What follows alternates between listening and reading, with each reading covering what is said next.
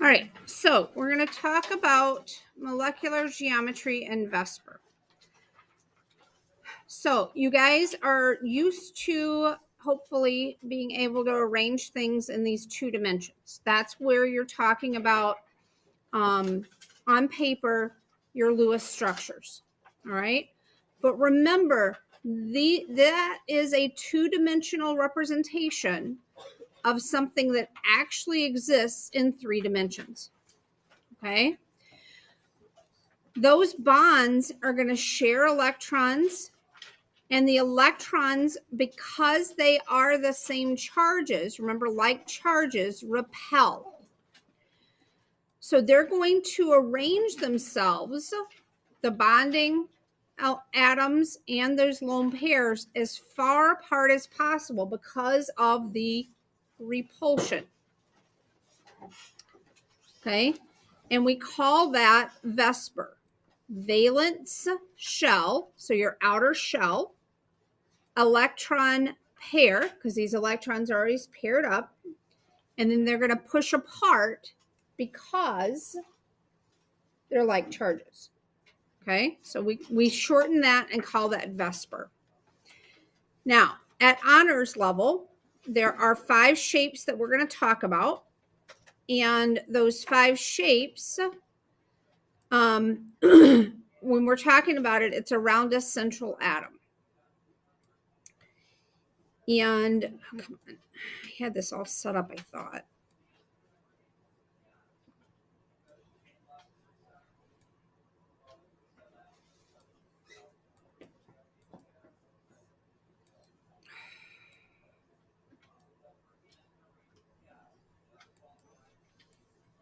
There. Okay. So we're going to talk about a geometry that's linear. Okay. And what that can mean is that you have a number of electron domains and the number of bonds around. And then you can have that as 2 and 2 as well.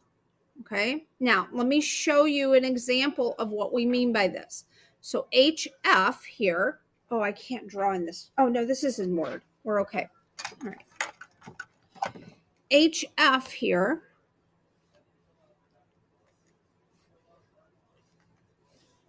You've got your hydrogen and you've got your fluorine. This is what that Lewis structure would have looked like. So you have, it's a straight line. Now CO2, if we draw that out, you've got your carbon, you've got your oxygen over here. And what they're saying is you've got number of electron domains, you've got 2 things coming off of that central atom, and there's 2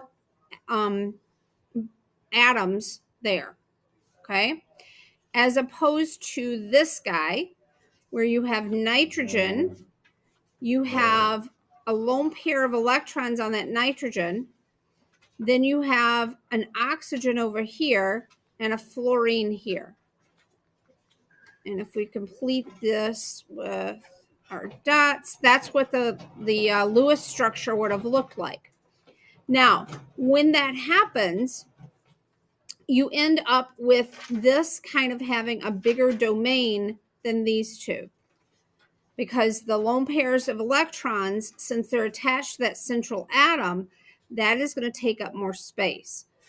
So it's about 120, but these will be a little less than that, and this will be a little more than 120. This is another bent one as well. Okay, so this is your water. So you've got oxygen here. You've got 2 lone pairs of electrons on the oxygen. You've got your hydrogens coming down here. And this is going to end up having 4 things off, 2 lone pairs of electrons and 2 atoms coming off. So we call that bent. The next one then is going to be boron. Remember, boron has that reduced octet. So this is what that ends up looking like, where you've got your hydrogens coming off of here, they end up equaling out, and it ends up being 120. Because remember, like if you're thinking about a circle, the whole circle will be 360. You got 3 things coming off, so it'd be 120. The next type is called trigonal pyramidal. And this is where you have a lone pair of electrons coming off. So this is your nitrogen, and then you have your 3 hydrogens coming off of here. I got somebody gone today. Okay, she's not here. Take this back with you and just give it to Allie there in the front. She'll pass it back to her. Thank you, honey. Thank you. All right, so we got nitrogen here. You've got the lone pairs of electrons. So this is where they're coming up with 4 regions. You've got 3 atoms, and you've got 1 lone pair of electrons here. And the bond angle there ends up being about 109.5. Tetrahedral is the next one. So this is carbon, and then you have your hydrogens coming off of there. And for this one then, those bond angles end up being around 109.5. This one is probably closer to 107.5 here for this one.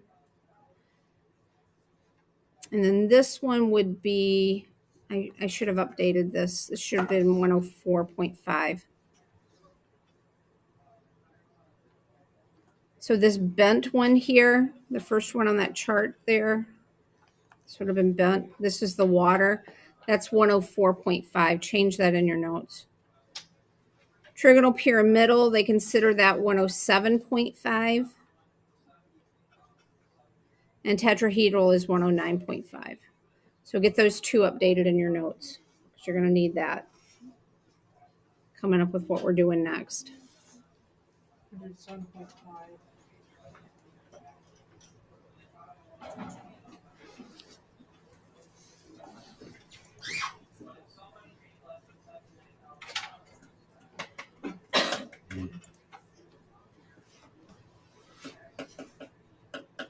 Okay, good. All right.